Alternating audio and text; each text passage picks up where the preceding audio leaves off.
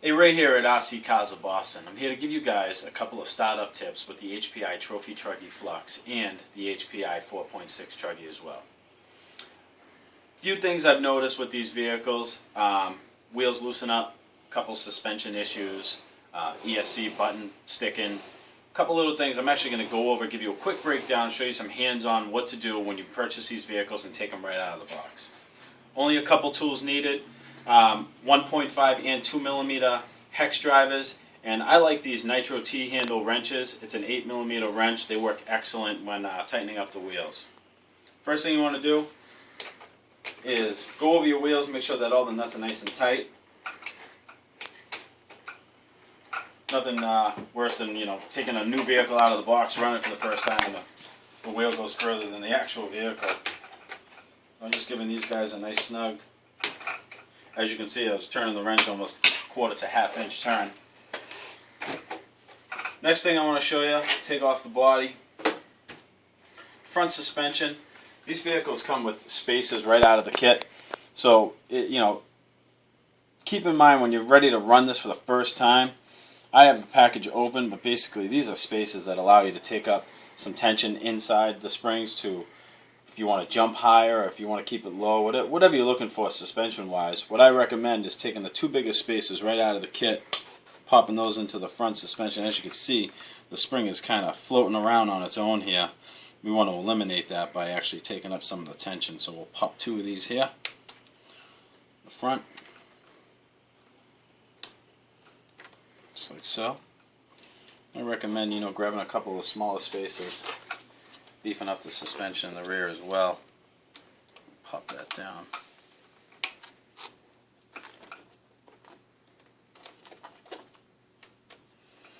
Gives you some more ground clearance, and you actually avoid losing any suspension components as well. The next thing I want to go over, we'll actually go ahead and jump right into the antenna. It doesn't come set up with the antenna, so I'm going to start by popping off this clip, taking off this top cover here. The vehicle does come with an antenna. You do have to cut it to length. What I like to do is I like to have about 3/4 to 1 inch of the antenna sticking out of the body. So I've already gone ahead and cut down my antenna to the length I like. It does come with a little rubber cap here. You're going to pop that into place. If you notice here, you're going to pull out the antenna wire.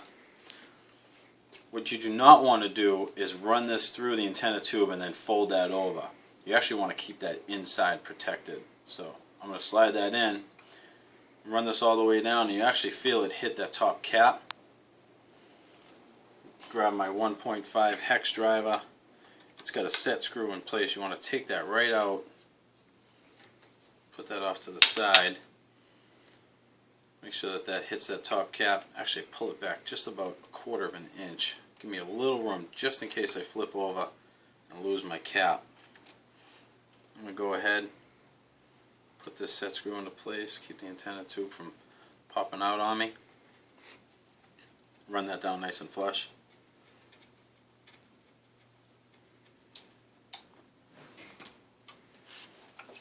And put my cover back on.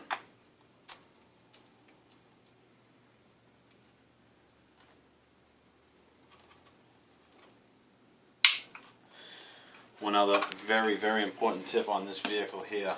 I've had a lot of people complain about the buttons. You run these things through the dirt. Sometimes you get water in there. You do not want to get in the habit of forcing the button. If you do, it will break. So, a good little tip. Take your thumb and index finger, grab hold of the switch, slide it back and forth when turning it on and off, and that will avoid you from breaking the switch. The wheels are tight, antenna is set. Gave you a tip about the switch. One other thing actually, very important, is you want to grab your 2 millimeter hex driver. Always check your pinion gear. I've had a few people complain about the pinion gears actually loosening up, falling off. Get in here, it's got a little slot. You slide that in place. You grab hold of the set screw, give it a couple turns. It actually can't hurt. If you want, pull the set screw out, put some blue Loctite on it, and then run that back in. That'll avoid that from backing out at all. Once you've done that, take your body, make sure that these lips on the body are actually over the side covers. That keeps any dirt or mud or any water from getting inside. Push down on your body. Comes with these plastic style like donut body savers. These things are like gold, man, I'll tell you. They keep the body nice and snug. Grab your clips. What I like to do is actually push down on this body saver, and you can find that they give you actually a couple of holes to choose from. You want to get the hole that's closest to that body saver, that way the body is nice and snug.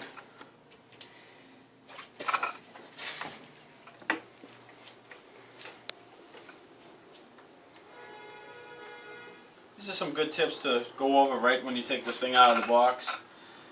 Give you a full day of riding without having any problems, and that's pretty much it. Other than that, drop in a 4-cell LiPo or a couple 2 cells and you're ready to go. Thanks.